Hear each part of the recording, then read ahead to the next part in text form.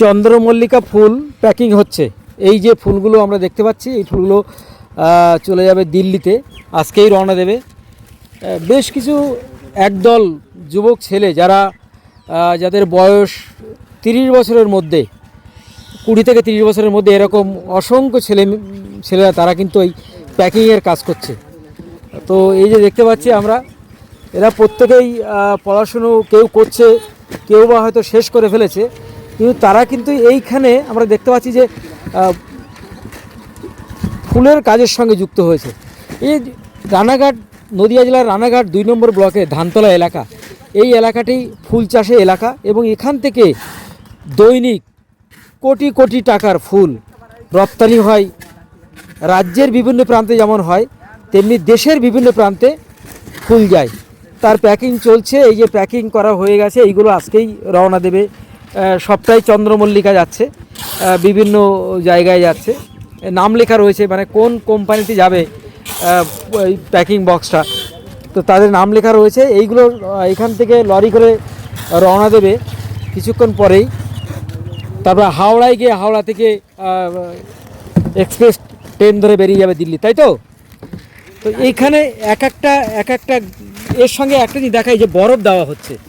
এই বরফ দেওয়া হচ্ছে ঠান্ডা রাখার জন্য, মানে যাতে ফুলটাতে নষ্ট না হয়, এই জন্য বরফ মুড়ে এরকম প্যাকেট করে করে দেওয়া হচ্ছে, তারপর আবার ফুল দেওয়া হচ্ছে এইভাবে সাজিয়ে। আচ্ছা, কত পিস ফুল যাচ্ছে এখানে? 400? হ্যাঁ, 500 পিস ফুল যাচ্ছে এক একটা বক্সে, তাই তো।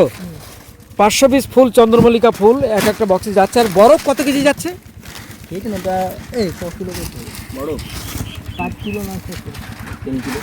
3 কিলো, 4 কিলো, 5 কিলো এরকমভাবে বড় যাচ্ছে, যে যেমন বক্সে সেভাবে বড় যাচ্ছে। আচ্ছা, এই যে ফুলটা যেটা যাচ্ছে, এটা কবে গিয়ে পৌঁছাবে দিল্লিতে? কবে গিয়ে পৌঁছাবে? 3-4 দিন লাগবে। 3-4 দিন লাগবে। নষ্ট হবে কি? না, নষ্ট হবে। আচ্ছা, তোমরা তো এই তো আমরা দেখতে পাচ্ছি ফুল নিয়ে আসছো এই থেকে, তোমরা এই ফুল প্যাকিং করার কাজ করছো, তাই তো? তোমরা সারা বছরে এই কাজ করে প্যাকিং করার কাজ করো? সারা বছর না, এই তোমার 4 মাস চলে। 4 মাস? কোন কোন মাস থেকে শুরু হয়? তোমার ডিসেম্বর থেকে শুরু হয়। ডিসেম্বর থেকে শুরু হয় আর ফেব্রুয়ারি পর্যন্ত চলবে। তো এই যে তোমরা এমনি এখন কি পড়াশোনা করছো নাকি? পড়াশোনা ছেড়ে দিয়েছি। ছেড়ে দিস? কোন ক্লাস পর্যন্ত পড়েছো? এই পর্যন্ত। তারপর আর পড়লে না কেন তুমি? ও, বাড়ির সমস্যা আছে। বাড়ির সমস্যা রয়েছে। এখন কি এই ফুল প্যাকিং করার কাজই করো? কিরকম টাকা দৈনিক রোজগার হয়? পেটি হিসাবে হয়। পেটি হিসাবে তোমার 40 টাকা পেটি, যেমন হবে সেমন মাইনে। আচ্ছা, এক একটা পেটি 40 টাকা? এই যতগুলো পেটি তোমরা করতে পারবে?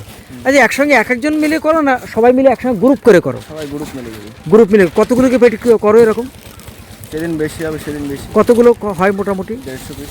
150 পেটি করো আর কি, 40 টাকা করে। তাতে তোমাদের পার ডে কত টাকা রোজগার হয়? 300-400। 300-400 হয়ে যায় ক ঘন্টার কাজের মধ্যে? ফুল আসলে তাড়াতাড়ি হয়ে যাবে, ফুল যদি লেট হয় তো লেট হবে। আচ্ছা, যাই হোক, 2-3 ঘন্টার কাজের মধ্যে হয়ে যায় নাকি? 300-400 টাকা যায়, ঠিক। তো এখানে একটি এই যে আমরা দেখলাম আর কি, অনেকেই কেউ হয়তো পড়াশুনো ছেড়ে দিয়েছে, গ্রামের ছেলে, তারা কিন্তু বাড়িতে বসে না থেকে বা অন্য কোনো অনেকে দেখা যায় এই বয়সের ছেলেরা, তারা কিন্তু অনেক সময় বিপথে চালিত হয়। কিন্তু এরা কিন্তু দেখতে পাচ্ছি এরা কিন্তু ফুল প্যাকিং করার কাজ করছে। এই এক একটা বাক্স প্যাকিং করলে 40 টাকা মজুরি পায়। সেই হিসাবে ওরা বলছে যে 3 থেকে 400 বাক্স প্যাকিং হয়, তাই তো? হ্যাঁ, 150 থেকে 200 বাক্স প্যাকিং করে, মানে এক একটা বাক্স 40 টাকা করে পাচ্ছে। কোনো বাক্স হয়তো 50 টাকাও রয়েছে বিভিন্ন।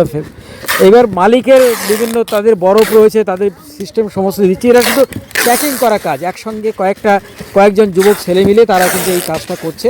এরকম অসংখ্য জায়গা আমরা দেখলাম, তারা কিন্তু এই কাজের সঙ্গে যুক্ত হয়েছে।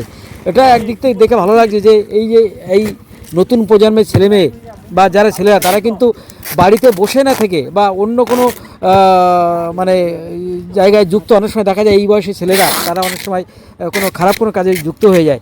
তারা কিন্তু এইখানে কিন্তু মানে কর্ম করছে, একটা কাজ করে খাচ্ছে, এবং তারা বলছে যে দৈনিক প্রায় 3 থেকে 400 টাকা রোজগার তারা করে।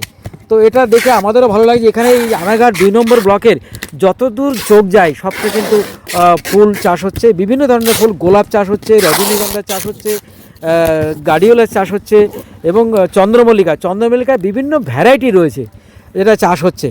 তো এই এলাকার এই যে ফুল চাষকে কেন্দ্র করে অর্থনীতি কিন্তু যথেষ্ট চাঙ্গা রয়েছে।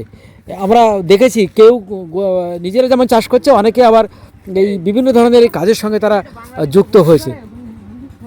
আজকের এই ধানতলার একটা ফুলবাজার, ধানতলা বাজারের ঠিক পাশেই আমরা আজকে এই কৃষি বার্তার পক্ষ থেকে এই জিনিসটা তুলে ধরলাম। পরবর্তীতে আরও অন্য কোনো জায়গায় তুলে ধরবো।